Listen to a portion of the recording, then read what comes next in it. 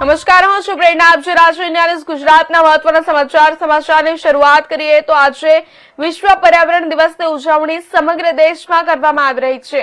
ત્યારે હિંમતનગરમાં પણ પર્યાવરણ જાગૃતિનો અનોખો સંદેશ આપતો વૃક્ષારોપણ કાર્યક્રમ યોજાયો હતો.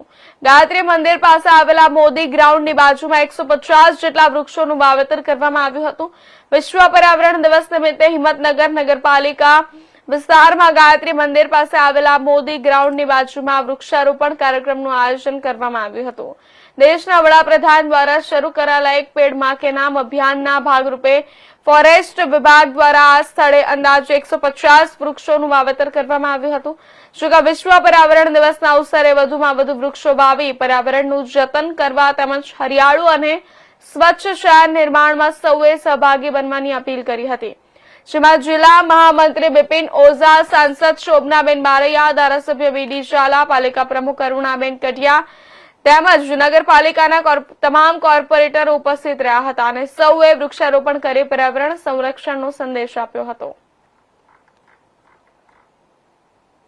આજે વૃક્ષારોપણ કરવામાં કેટલા વૃક્ષારોપણ?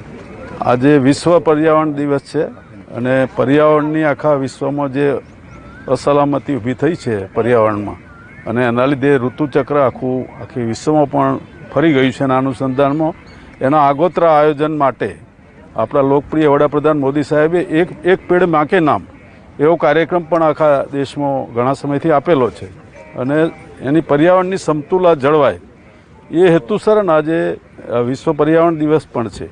અને મોદી સાહેબના એક સફળ 12 વર્ષના શાસનનું પર્વ પણ ચાલે છે અને એના માટે ભારતીય જનતા પાર્ટીએ અને હિંમતનગર નગરપાલિકાએ આ કાર્યક્રમનું અહીંયા આયોજન કર્યું છે. અને આ મોદી ગ્રાઉન્ડમાં સરસ મજાના ફોરેસ્ટ ખાતાએ પણ વૃક્ષો આવેલા છે અને એ જ જગ્યા ઉપર અલગ અલગ પ્રકારના પર્યાવરણમાં પણ સુગંધ ફેલાવે, પર્યાવરણ સ્વચ્છ કરે અને લોકોનું મન પણ સ્વચ્છ કરે એ હેતુસર આજે આ કાર્યક્રમ અહીંયા યોજાયો છે. આ કાર્યક્રમમાં જિલ્લા મહામંત્રી બિપિનભાઈ ઓઝા, સાંસદ શોભનાજી બારૈયા, નગરપાલિકા પ્રમુખ અરુણાબેન કઢિયા, ઉપપ્રમુખ ગોપાલસિંહજી, શહેરના મહામંત્રીશ્રીઓ, અન્ય કોર્પોરેટર મિત્રો પણ મોટી સંખ્યામાં હાજર છે.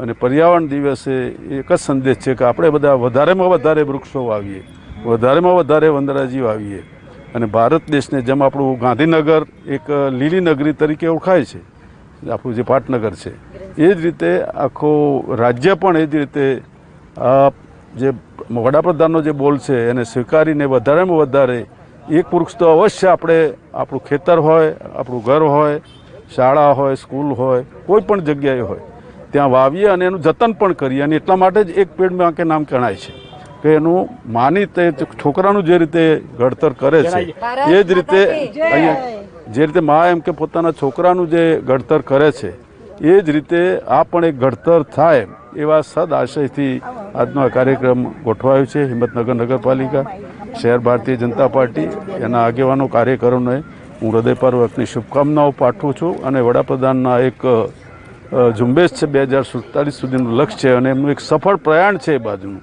એ સફળ પ્રયાણમાં એક આપણે આ દેશને એક વિશ્વમાં પણ એક ઉત્થાન તરીકે આપણે આગળ લઈ જઈએ. કારણ કે આજે રશિયાના રાષ્ટ્રપતિએ પણ ભરપેટ વખાણ આપણા વડાપ્રધાનના કર્યા છે કે દુનિયામાં આ એક એવા નેતા છે કે જેની કોઈ જોડી જડે એવી નથી. એટલે એટલું બધું જ્યારે ગૌરવ ભારત દેશને આપણા નેતાએ અપાયું હોય એ અમારા જેવા 70 વર્ષે પહોંચેલા લોકોનું પણ અમારા માટે ગૌરવ છે કે અમારી છેલ્લી જિંદગીમાં પણ અમારા સારા દિવસો ભારતીય જનતા પાર્ટીના જોવાના આવ્યા છે. ફરીથી આપ સૌનો ભારત આભાર. ભારત માતા કી જય.